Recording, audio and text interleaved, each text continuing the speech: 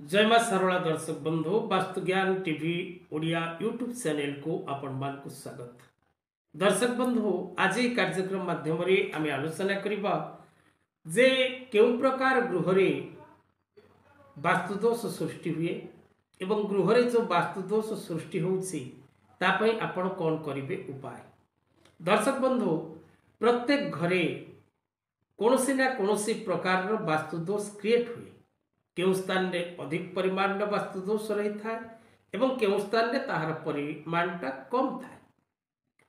विशेषकर गृह निर्माण करने समय रे जदि आमे कोनोसी प्रकार भूमि चयन रे भूल करू बा गृह निर्माण रे भूल करि थाउ, साजसज्जा रे भूल करि थाउ, गृह निकट रे कोनोसी प्रकार अशुभ कारक वृक्ष जदि रोपण करि थाउ, गृहर द्वारबंध जदि भूल थाए, घरर सीढ़ी जदि भूल थाए, घरर नलकूप जदि भूल थाए, रोषशाला जदि भूल थाए, बेडरूम जदि भूल थाए, तेबे गृह रे विभिन्न प्रकार साजसज्जा को नहीं विभिन्न प्रकार वास्तुदोष गृह मध्य निर्माण होता है।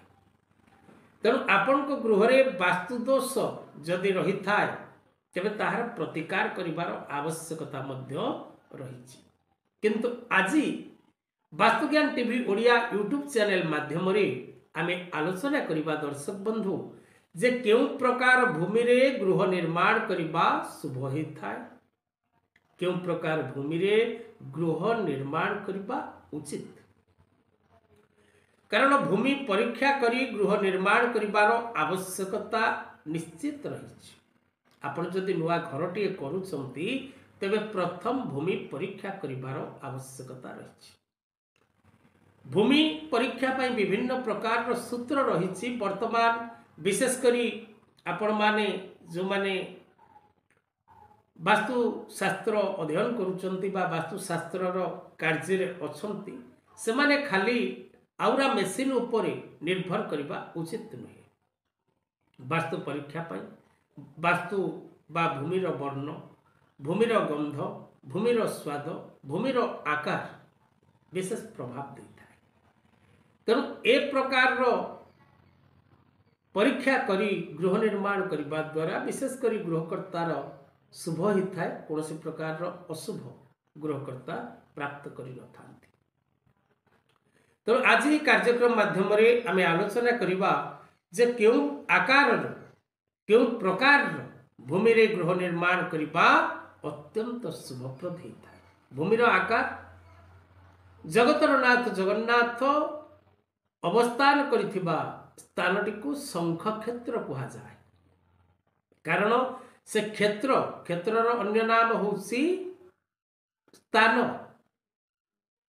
तेणु से क्षेत्रटी शंख आकृति रही ताहार नाम शंख क्षेत्र।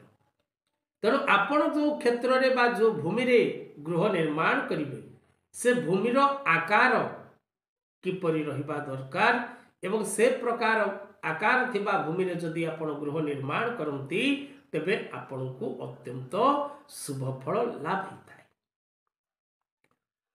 प्रथम दर्शक बंधु चारिकोणिया भूमि बा चतुरस्र चारिकोणिया भूमि रे जदि आपण गृह निर्माण करंती तेबे ताहा अत्यंत शुभप्रद होता है।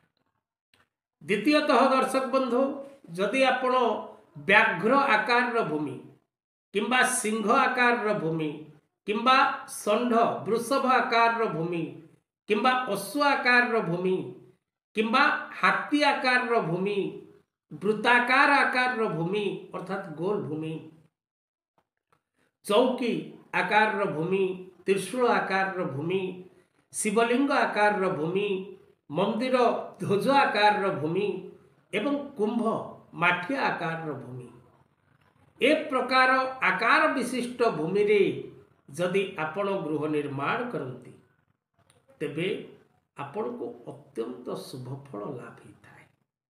कारण समस्तंकर भूमि दर्शक बंधु चारिकोणिया न थाए।